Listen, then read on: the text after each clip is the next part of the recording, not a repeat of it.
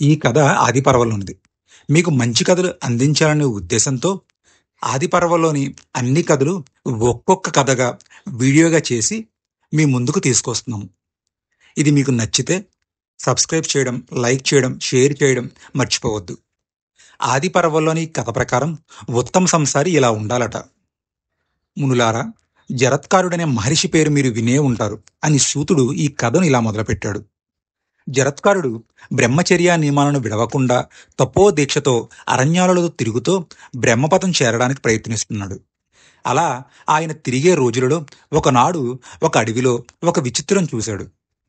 కింద గొయ్యి, దాని పక్కన ఒకే ఒక వేరు ఆధారంగా ఉన్న ఒక పెద్ద వృక్షాన్ని చూశాడు. దాని మీద తలకిందులుగా వేలాడుతూ తపస్సు చేసే అనేక మంది ఋషులు కనిపించారు. ఆశ్చర్యంతో వారిని సమీపించి, అయ్యా, మీరు ఇంత తీవ్ర తపస్సు ఎలా చేస్తున్నారు? నాకు కూడా దీని విధానం బోధించండి అన్నాడు. నాయన, నువ్వు అనుకున్నట్టు మేము తపస్సు చేయట్లేదు, పరమ విషాదంలో ఉన్నాం. మా వంశంలో జరత్కారుడనేవాడు పుట్టాడు. వాడు వివాహం చేసుకోకుండా వంశం వృద్ధి చేయకుండా ఉండటం వల్ల ఈ దీన దశలో ఉన్నాం అన్నారు. ఈ చెట్టుకు మిగిలిన ఆ ఒక్క వేరు కూడా జరత్కారుని మరణంతో తెగిపోతుంది. మేము ఈ నరక కోపంలో పడిపోతాం. వాడు వివాహం చేసుకుని సంతానవంతుడైతే మాకు దివ్యలోకాలు దొరుకుతాయి అన్నారు.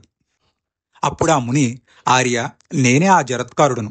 మీ శ్రేయస్సు కోసం నేను వివాహం చేసుకుని వంశవృక్షాన్ని నిలబెడతాను అని తనకు తగిన భార్య కోసం అన్వేషణ ప్రారంభించాడు.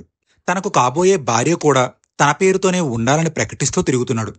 ఈ వార్త నాగజాతి ప్రముఖుడు వాసుకి విన్నాడు. తన చెల్లెలు జరత్కారు అని తీసుకుని ఆ మహాముని దగ్గరకు వచ్చి నమస్కరించి, మహాముని, ఈమె నా సోదరి. ఈమెని పేరు జరత్కారువు. మీరు ఈమెని వివాహమాడి మన ఉభయ వంశులు ఉద్ధరించండి అని ప్రార్థించాడు. అందుకు అంగీకరించాడు జరత్కారుడు. ఒకానొక సుముహూర్తంలో వివాహం జరిగింది.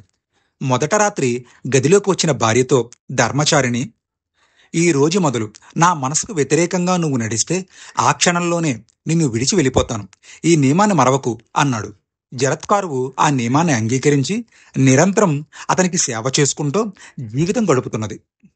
అలా ఆయన మనసుకు అనుగుణంగా మెలుగుతూ ఆయన అనురాగం పొంది దాంపత్య జీవితం సాగిస్తూ గర్భవతి అయింది. రోజులు గడుస్తున్నాయి. ఒకనాడు ఆయన తిరిగి తిరిగి వచ్చి ఒక చెట్టు నీడన తన భార్య తొడల మీద తలపెట్టుకుని నిద్రపోతున్నాడు.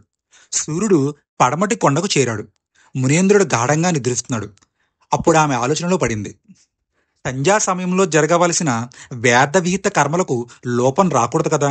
ఇప్పుడు ఆయన లేపితే కోపం వస్తుందేమో, లేదా లేపకుండా ఊరుకుంటే ధర్మలోపం జరుగుతుంది.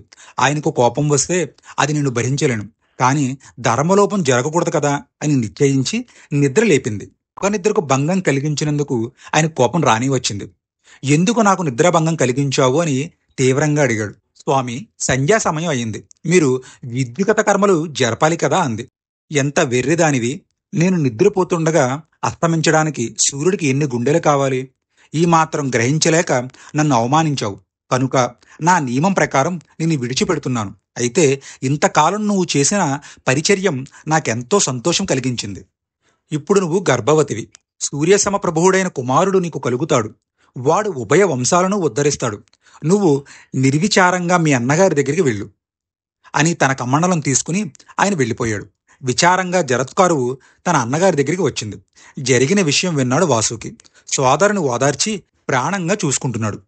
నెలలు నిండిన అనంతరం జరత్కారువు మగబిడ్డను కన్నది. వాసుకి పరమానందంతో వారు ఉభయువులు ఉచిత సేవలు చేయించాడు. పెరిగిన కుమారునికి అస్తికుడని పేరు పెట్టాడు. ఆ బాలుడు పెరిగి పెద్దవాడయ్యాడు. సర్వ విద్యలు నేర్చుకున్నాడు. పలువురితో ప్రశంసలు పొందాడు. ఈ అస్తికుడే జనమేజయ మహారాజు ప్రారంభించిన సర్పయాగాన్ని ఆపి తన తల్లి చుట్టాలైన నాగజాతిని మహావిపత్తు నుండి రక్షించి ప్రఖ్యాతి పొందాడు. జ్ఞానులైన వారు సంసార కూపంలో మునిగిపోక తమ కర్తవ్యం పూర్తి చేసి విరుగులు కావాలి.